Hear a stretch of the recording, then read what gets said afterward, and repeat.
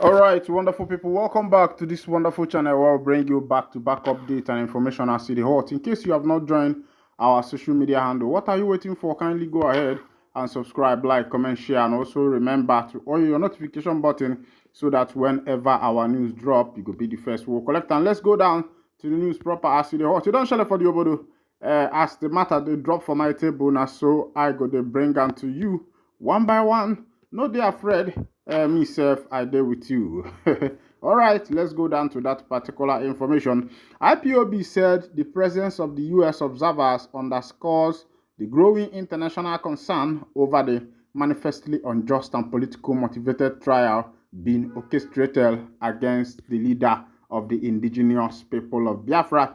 All right, U.S. officials were live in Abuja High Court to witness the prosecution of Mazi Nnamdi, the leader of the indigenous people of Biafra. Ndị be anyị sị na ụkwụ agbara nwa awọ na-aka ka enyelia lift.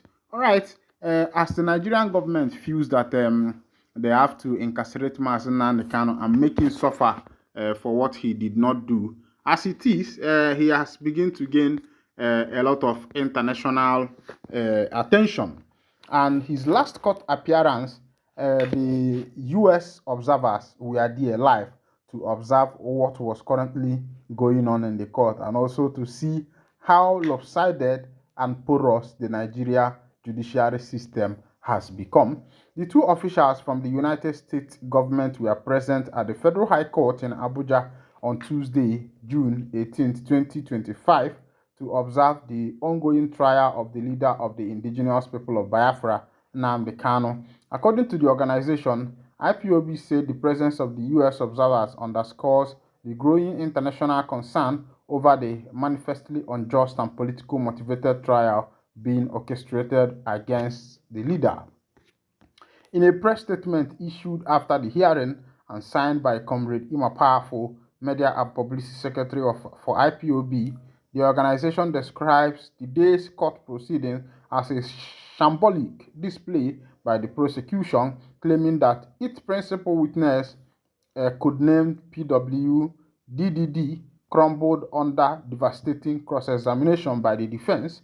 According to IPOB, the government witness, described as a self-identified law enforcement operative, gave testimony that rested heavily on the heresy, uncorroborated newspaper clippings, and allegations lacking any investigative or evidentiary backbone.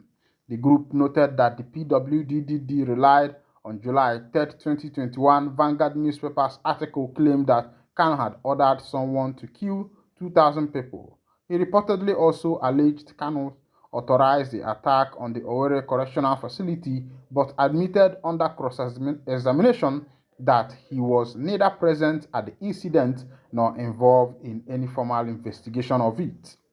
The presiding judge reportedly rejected documents the prosecution attempted to tender, ruling that they were obtained without legal counsel being present with the defendant, in violation of fair trial standard, IPOB said.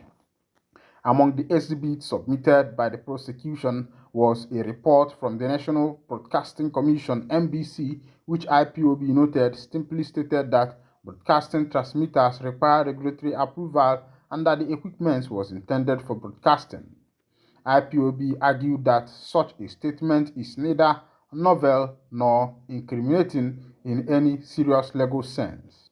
Highlighting the defense effort, IPOB said its leader counsel, Dr. Onyechi Ikpeazu-San, utterly dismantled the prosecution's case during cross-examination.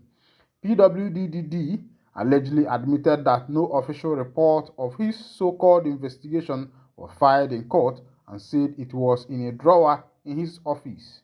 Instead, he also reportedly confirmed he had no personal knowledge of key individuals or events connected to the case. He never interviewed Uzodimma Benjamin aka Onyame. He never interviewed the Vanguard journalist who allegedly took Onyame's statement. He was not present at the Owerri police station or correctional center during the alleged attack, the IPOB statement stated.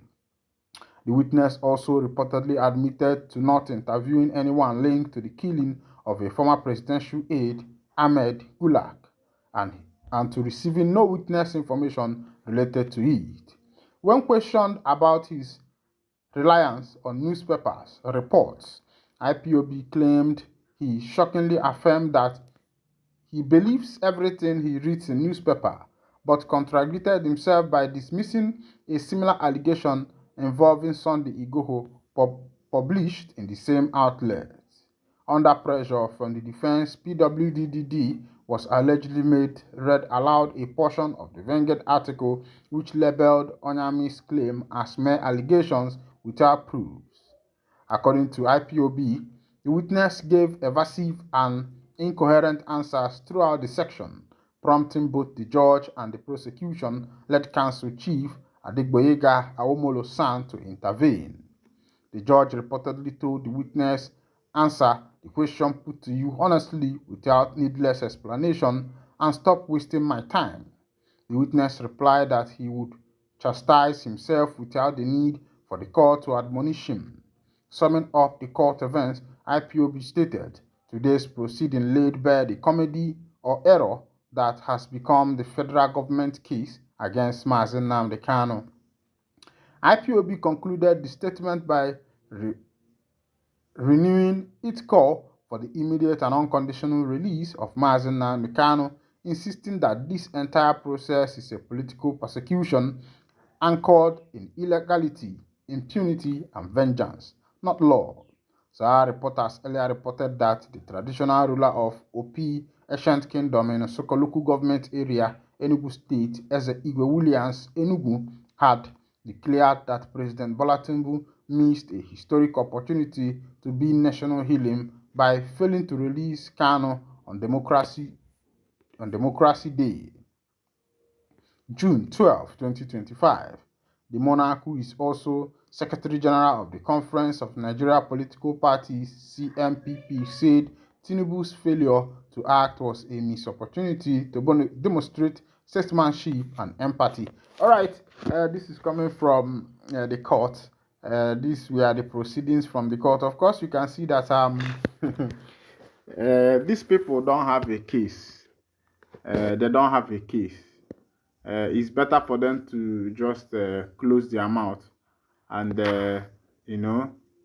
forget about this case that concerns Ohanezendigbo 1 of Ndigbo.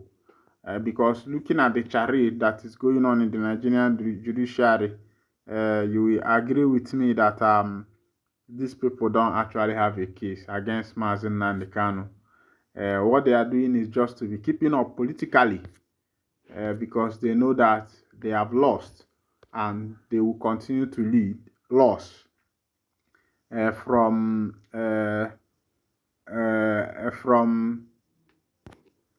criminal terrorism and the rest of them, and now other things. All right, as information dropped from my table, U.S. charges Nigerian-born citizen with lying to gain citizenship after 80 million fraud conviction.